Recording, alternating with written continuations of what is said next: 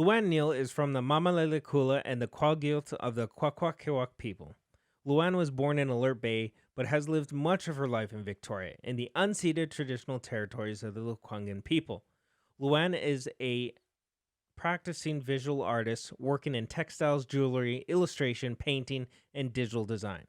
Luana has been an active volunteer in the Indigenous arts community for the past 40 years, specializing in copyright and intellectual property rights of Indigenous artists, their families, communities, and nations.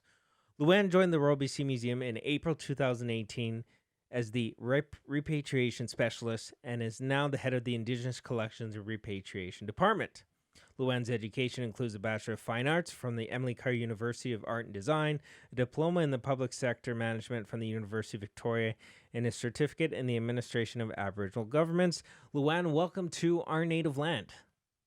Leila Kesta, thanks for the invitation today. Gayla Kasla, thank you so much. So, I want to talk to you about the carving that was washed up ashore on southern Vancouver Island. But before we touch on that topic, I actually just want to get to know you a little bit more. So, tell me a little bit about your story and how you ended up in this incredible and no doubt honorable position, in my opinion, at the Royal BC Museum.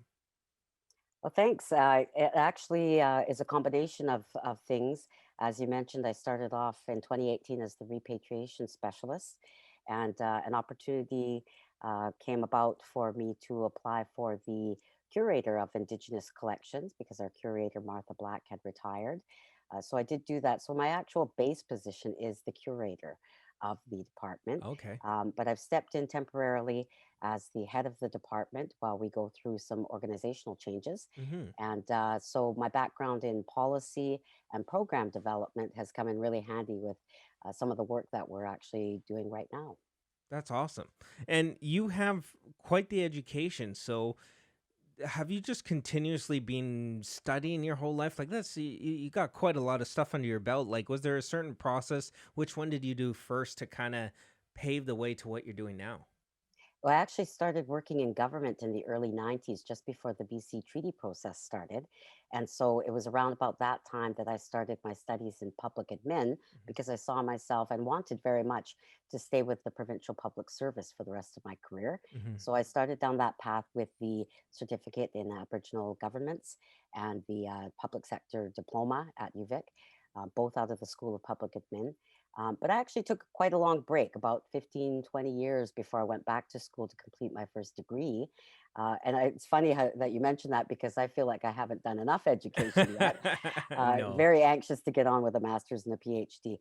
But the combined interests that I had were understanding public policy and in the changing times around the TRC, the Truth and Reconciliation Commission, Royal Commission on Aboriginal Peoples, and of course the UN Declaration on the Rights of Indigenous Peoples felt like a real niche for me to work within with my background in policy. Well, I feel like what you've worked on so far and what you've accumulated under your belt is being quite extraordinary, in my opinion. So, thank you for kind of diving in a little bit about yourself and your journey so far. And now it's kind of taking you to the Royal BC Museum, obviously, where you are taking part in many things by the sounds of it. But the thing Yes. I wanted to ask you is regarding to the interesting development about a very unique object that came up ashore a couple weeks ago. Can you tell me what it was and what we think it is? It actually surfaced last July. Oh, wow. Okay. Yeah, it was during the summer, and a good friend of our archaeologist, Grant Keddy, contacted Grant to let him know that he'd spotted something just off the shore. So him and Grant went and had a look over a couple of days to try and get a really close look at it. They had to wait several days for low tide to be able to get a really close look. And even once they did get a closer look, it was still under about a foot of water. Hmm. It was really hard to tell what it was because there was so much algae covering the surface. Hmm. So the stone pillar, as we've been calling it, it's about 4 feet long, 4.5 feet long, almost like a pie shaped if you were to look from above, a very tapered side and a very wide side with a face carving Hmm. along the edge. And so the face carving is what we're focusing on. Yeah, absolutely. So, what was because this story is really being brought to attention the past few weeks, which is why I said, it's been the past few weeks that it's been found. So, what was the reason for the gap in between July and now that the story's really coming to light? Well, what we wanted to do, as we do in all cases such as this, when we find, or the public or our team from the museum finds things like this on the shores or in different places on the land, one of our first obligations is our duty to consult with the local First Nations. So, this gap in time from July till now has actually been a time for us to have the stone moved into our conservation lab so that we could remove the algae and safely clean the stone so that we could actually look at it more closely with the Lekwungen First Nation or the Lekwungen people, and particularly the elders. So it's actually taken all these months through a series of treatments that the Conservation Lab has done. And it was actually about 2 weeks ago when the stone was all cleared. And we wanted to share the story because it's very much indicative of the work we've been doing with Songhees over the years when these kinds of incidents come about. But we also wanted to highlight what we're doing that's new under what I mentioned earlier, the UN Declaration on the Rights of Indigenous Peoples. Hmm. Okay. So now this is where the story gets even more unique is there's someone by the name of Ray Bordeaux, who you've probably heard the name, has now claimed and alleges that it's his carving that he had spent 15 hours carving back in 2017. So what is your initial reaction to this and how is the museum responding to this claim? Well, first of all, I want to say as an artist, I was really kind of excited because I love land art and I studied quite a bit of that when I was in school. So I thought that was really interesting. Very much caught me by surprise. Oh, me too. And Yeah, I'm Mr. sure everybody. Yeah, Yeah. I think it caught everyone by surprise. So Mr. Boudreau has shared some of his story with several other news outlets, and those stories have come to us. So we were made aware of his assertion that it was in fact his carving. So what we wanted to do, though, first of all, was complete what we started. Hmm. And that was our obligation to consult with the elders. So, where we are now is because the stone is now clear, what we were waiting for also was a clearance from the public health officer to make sure that it was safe to bring the elders in to have a one-to-one look at the stone. Hmm. A big part of this too is the stone has been immersed in water, which is also to remove the salt water from the stone. We didn't want to dry it while there was salt water in it because that would cause it to crack. That makes sense. Yeah. So this treatment that we've been doing has been this methodical process. And what'll be next, and we haven't gotten to this point yet, is removing the stone from the water so it can safely dry. Okay. Because when you look at stone carving, especially sandstone, because it's uh, um, very malleable and reshaped easily, um, we want to make sure that the elders get to see the stone when it's dry because it looks very different when it's still submerged underwater.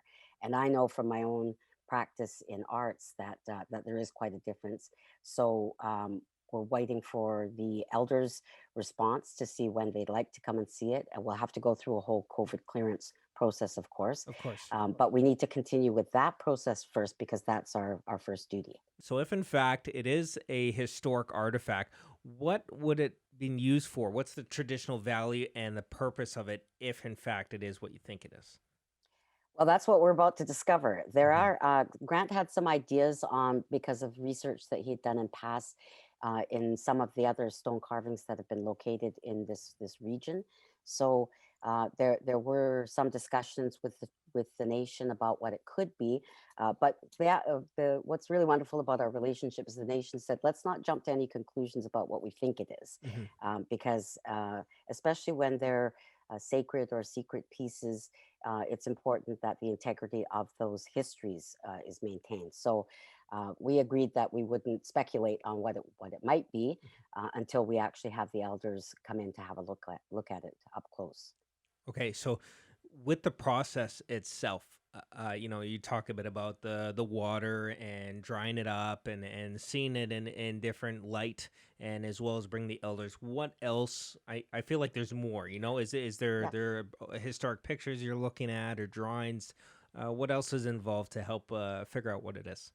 Yeah, so some of the research that Grant and other colleagues in the museum have done over the years, as well as what the Lekwungen people in their own research on these different kinds of stone carvings, There's a lot of variables. There's a lot of sizes of stone. There are markers that may have been used to mark a specific territory or a harvesting area, or to indicate a family's workspace. And then also different stones that might have been used to um, draw good weather or to address bad weather. So there are lots of different things that have been talked about. Um, so because the range is so wide, what we wanted to do was make sure that we go through a bunch of check marks on what we think the piece is, and gather all of that information to put in front of the elders when they come to visit. So the shape of the stone itself, I think, was the biggest indicator that there was a potential that it's a historic carving. It's sandstone, like I said, it can be shaped fairly easily. But in Grant's opinion, when he first looked at it, and he actually shared this with Chief Ron Sam when he first discovered this piece, he emailed him right away and said, "We found this stone. It looks a little bit like something we've seen in the past, but I'm not sure. But the shape in and of itself is indicative of it being potentially a traditional carving." So, with Chief Sam's permission, Grant then took the piece out of the water. So, the other thing about it too is that Grant explained to me that sandstone actually isn't common to that particular area where it was found. Okay. So there's some real interest around how the original slab got there in the first place. Um, uh, Is the how the actual location of it is very similar to where that would have traditionally happened in the past, like the uses for it though. Am I not mistaken? Well, this the area around Beacon Hill and the large sloping area that goes down to the shore Mhm. was a traditional village. Yeah, Uh, that's yeah, so exactly. so there could have been any number of kinds of carvings that would have occurred in that area. But sandstone isn't actually native to that particular Mm, stretch of land. okay. So it's more common probably in the area of Cadbro Bay, Willows Beach, Oak Bay. But on this particular side, it was quite unusual. So that was also cause to just err in the side of caution and make sure that we go through all of our steps to make sure we examine it thoroughly. Oh. So if it turns out to be a recent carving by Ray, what are the next steps? For me, I the first thing I thought in my head is maybe this is a great marketing standpoint for the museum, where the museum can maybe collaborate with them and maybe finishes it, and then it turns into a display to recreate what used to be. That's just thought in my head. But have you guys thought of that outcome? I know you said you didn't want to go to assuming what it is yet, but have you thought that far yet? A little bit. I think that's what's really important is that we don't want to presuppose what the process is going to result in, because the first thing is what the direction of the elders and their feedback. So that's the most important part. Of course. Um, but if it is a contemporary carving, I think that this is, like you say, it is a really interesting opportunity to enter into a dialogue. This is a really unique situation, but it's not uncommon, and it's not like it hasn't happened before in other places in the world Mhm. where contemporary artists have created works on the land. People have discovered them later and actually found out they were contemporary. So, but for us, it's new. And Mhm. I think that the timing of it's really interesting, because as we're talking about that UN declaration, one of the things we have to look at is the possibility of this happening again. And how are we going to address it? There aren't any black and white rules around these things. There weren't any to begin with. We have a relationship, we have practice, we have things that precedent that we've already set on the way we handle these matters. Mhm. But now that we're looking at from an UNDRIP, the acronym for the UN Declaration, and the fact that British Columbia enacted the Declaration on the Rights of Indigenous People Act just over a year ago, aligning BC's laws and then as a result our practices in the museum, that's going to take a shift. So being able to talk about these things, not just from an archaeological or a museum collections perspective, but very much from cultural and intellectual properties and copyright kinds of discussions. The replication of traditional Indigenous art forms has been happening for a really long time. And we're not really discussing that a lot in this Mhm. country. And I think we really want to take the opportunity to have that discussion, and also protocol. What is a protocol that we can start to talk about between non-Indigenous artists or Indigenous artists from other lands doing work on the lands of this First Nation. Hmm. And this would happen in any respective territory. So these are issues I think that tend to get pushed aside because they don't seem like they're that big a deal, but they're really quite a big deal when you look at it through the lens of the UN Declaration. Now, can you tell me? This just because you've mentioned it so many times. Can you tell me about the UN Declaration? It sounds like you refer to it quite a bit. Can you expand on that for somebody who's listening and has no real sense of what it actually is and what it represents? Sure. Well, I really encourage people to go online to have a look at it. So it's quite an easy read, and it's about, I think it's 33 articles within this declaration that assert the rights of Indigenous peoples, and it really aligns with human rights laws and just confirms that Indigenous people have the right to have a say in what happens with their respective cultural heritage, languages, education. There's a whole host of recommendations that are made in the declaration. And there are actually pieces that specifically affect artists and creative people, and as a result, museums. So, and art galleries and archives. So that's a lot of the work the museum's been undertaking in the past year since the BC's law was passed, was to take a really close look at what we need to change in the way we practice to honor that declaration. So it's very high level framework kind of language that's in the declaration, but it's just affirming that Indigenous peoples do have these rights inherently, not bestowed by specific governments, but that those rights actually existed all along. That's really interesting. Yeah, definitely. I'm gonna go online and look that up because I want to know more for sure. Hmm. Final Very question. sure. What's the time frame? You've had it since July. There's been a process talking to the elders. We're obviously waiting for the elders to come. You're doing all your research. When do you anticipate we'll know what it is? Well, with the drying period, we estimate is going to take about 3 or 4 weeks.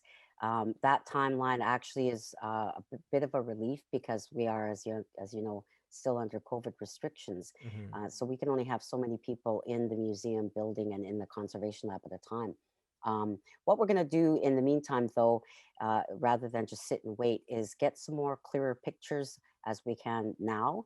And as the drying process completes, we'll continue to take pictures and video. Hmm. We have an Indigenous videographer on our team that's going to do some of that work for us and share that with the elders until they can come in safely. Hmm. Our biggest priority is making sure the elders are safe. Of course. So once that's done, we probably have a week or so of going over it, bringing together all of the information that we have that Grant's already pulled together, and Grant's actually pulling together more information now. Hmm. And then we'll review that with the elders, and then we'll provide an update when that's done. We'll be sharing that with the media. As I mentioned, this was intended to be a story when we first released it, to share with the public what it is we're doing during COVID times and how we're addressing that UN declaration. So we definitely want to give an update once we get to that point and find out. And hopefully by then we'll also have some information from the elders on what they believe the carving is. Absolutely. I know there's a due process for everything, but we live in a time where like everything is so immediate. We want to know right now what's I going know, on, right? Yeah. But the I artifact know. doesn't, if it is an artifact, it doesn't come from our time. So these things take time. I get it. Absolutely. Well, That's right. And plus, it's already been sitting there since 2017. And if it was an older object, then it's been sitting there hundreds of years. So we can wait a few more weeks. yeah, exactly. We'll be fine. Well, I appreciate it. We're going to look forward to an update from the museum, and we'll keep a close eye on this. And it's been a interesting topic and a unique story, and especially from somebody like you with your background and your education and your knowledge. I appreciate you taking the time out of your day to discuss the carving and open up a bit about your career as well too. So thank you so much for being on our native land. Thank you so much.